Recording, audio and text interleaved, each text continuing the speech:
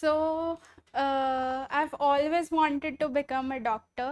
Whenever my father used to ask me कि बेटा क्या बनना है, I always said in the fifth standard itself, I remember we were sitting on a sofa chair and they asked me this particular question कि क्या बनना है, and I said कि मुझे डॉक्टर बनना है.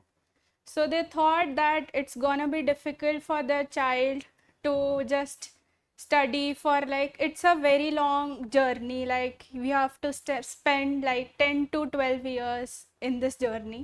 So उन्हें लगा था कि I won't be able to do it because I'm pretty emotional and मैं इतना ज़्यादा स्ट्रेस कैसे ले पाऊँगी. But once 11th came, everything was shifted to online. So I joined a particular academy for chemistry, physics, and biology separately.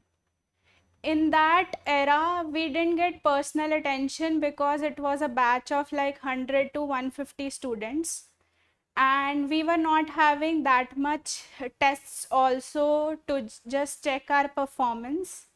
Then, when in the 12th standard, something happened that my teacher, the biology teacher, did not just take offline classes, he was taking online classes only on YouTube.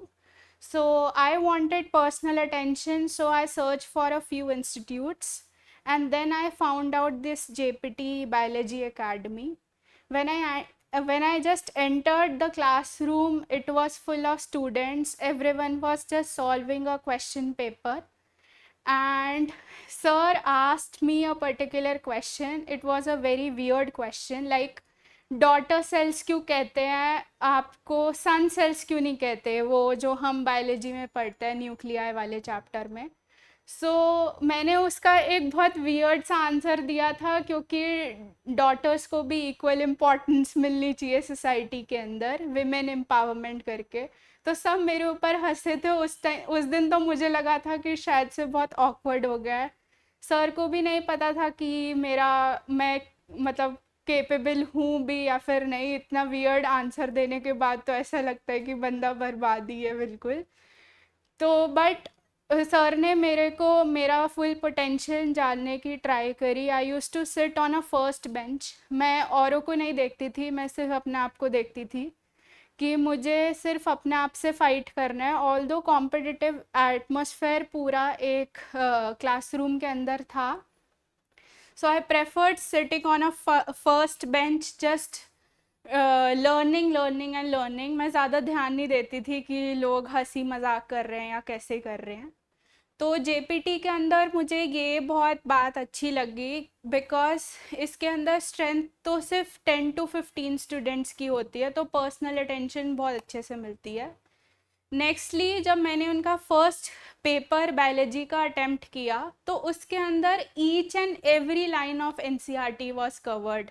हमारा जो second chapter हमें पहले पढ़ाते हैं class 12th के अंदर, जो flowering plants वाला होता है चैप्टर, उसके अंदर each and every line from NCERT was covered. और जब मैंने वो टेस्ट दिया उसके बाद मेरा वो चैप्टर के थ्रू मैं इतना थरली मैं उस चैप्टर के थ्रू डील कर पाई कि मुझे ऐसा लगा कि उनके टेस्ट्स काफ़ी अच्छे थे. तो देन सर ने काफ़ी हेल्प किया. लास्ट में थोड़ा बहुत मेरा मेंटल हेल्थ थोड़ा बीच में ख़राब हुई थी जिसकी वजह से थोड़ा 4 to 5 months were a bit difficult for me, but मैंने मैनेज करा. एंड लास्टली जब मैंने उनकी टेस्ट सीरीज़ को अटेम्प्ट किया तो उनकी टेस्ट सीरीज़ ऐसे भी थी लाइक उसके अंदर हाई लेवल क्वेश्चंस भी थे और कुछ लो लेवल क्वेश्चंस भी थे. सो हाई लेवल क्वेश्चंस को डील करना भी आना चाहिए क्योंकि you never know that paper का लेवल क्या होने वाला है. कुछ आउट ऑफ कंटेक्स्ट क्वेश्चन भी वो कभी कभी पूछ लेते हैं, बट मेजॉरिटी उनका ऐसा था कि शायद से मैंने पढ़ा हुआ है. आई यूज टू स्कोर अराउंड, मेरा फर्स्ट टाइम का स्कोर 500 था एंड ग्रेजुअली वो डिक्रीज ही करता रहा लाइक 400 पे स्टक थी, 500 पे स्टक थी. बट कभी हिम्मत नहीं आ रही. आई रिमेंबर कि मैं नीचे जाती थी पहले तो एक जैसे 3 घंटा 20 मिनट का पेपर दिया. Then sir use to call me and हम सर के रूम में बैठा करते थे. Then we use to discuss each and every biology question which went wrong. तो सर पर्सनल अटेंशन बहुत देते हैं एक इंडिविजुअल को अगर उन्हें पता चल जाए दैट एक ये बच्चा करने वाला है या ये बच्चा लायक है इस चीज़ के. तो हम बैठ के वो करते थे और उसके बाद जब बायोलॉजी के क्वेश्चंस हो जाते थे then we use to discuss कि हमारा नेक्स्ट टाइम टारगेट स्कोर क्या रहने वाला है नेक्स्ट वाले उसमें. देन अगर डीमोटिवेटेड फील होता था तो मैं सर से और अपने भैया से बात करती थी. So you must have a particular person जिसके ऊपर आप अपना जितनी भी फ्रस्ट्रेशन है या जितना भी आप उसके साथ कुछ भी डिस्कस करना चाहते हैं, if you are feeling demotivated तो आप ज़रूर करिए. टीचर्स तो हमेशा साथ होते ही हैं. इनफैक्ट फैमिली में भी कोई ऐसा होना चाहिए जो आपको समझे, because 2 years is also a very long journey. इसके अंदर आपको बहुत कुछ सीखने को मिलता है कि आपको कैसे काम रहना है या फिर आपको कैसे पेशेंस लूज नहीं कर रही. इनफैक्ट अगर हमारा नीट का एग्ज़ाम भी हो जाता है इट्स नॉट दी एंड. 2-3 महीने आपकी जब काउंसलिंग चलती है फिर आपको ये पता चलता है कि मेरे को इस स्टेट के लिए ऑप्ट करना है इसके लिए. तो 2-3 महीना भी फिर वो घर पे बैठना, फिर 10 to 12 years का आपका जो प्रोसेस होता है पूरा MBBS MD का, तो काफ़ी लॉन्ग जर्नी है. तो आप अगर आप काम रहेंगे पेशेंट रहेंगे तो ही बात बनेगी. And always remember that everything happens for a very good reason. Like मेरा ये आज तक का बेस्ट स्कोर है जो मेरा नीट में आया 605. I scored 605 in the very first attempt.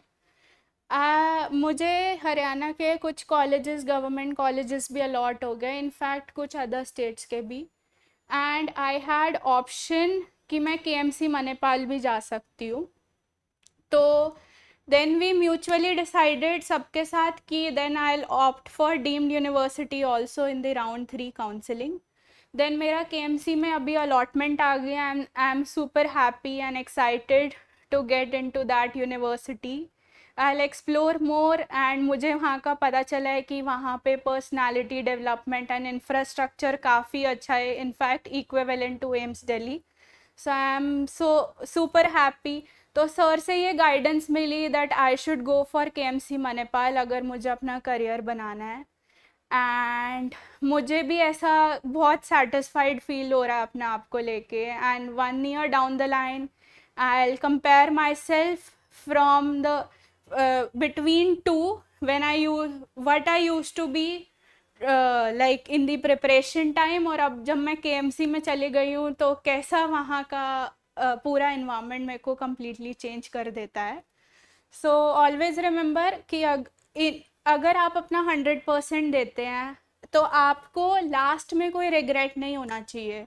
आप पेपर दे के आते हैं and if you tell your parents and teachers that this was my 100%, जितना भी मेरे कंडीशंस तबीयत घर का एटमॉस्फेयर अगर आपका थोड़ा ऐसा है, आपको पता है कि आपने उस कंडीशन में अपना 100% दिया है, तो आपको उसी के हिसाब से अगर कोई भी कॉलेज अलॉट होता है या फिर इनिशियली लगेगा कि शायद से ये हो जाता वो हो जाता, वो सब हाइपोथेटिकल सिचुएशंस होती हैं. आपने अपना 100% दिया है, so you are a winner. और जिस भी कॉलेज में जाओगे आप हमेशा याद रखना that everything happens for a good reason.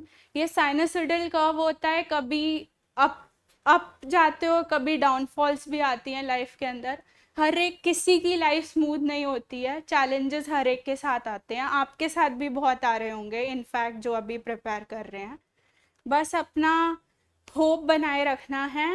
And yes, thank you JPT and Divyang sir जिन्होंने इतना सपोर्ट किया मुझे. Thank you all. Bye, take care and all the best. Thank you.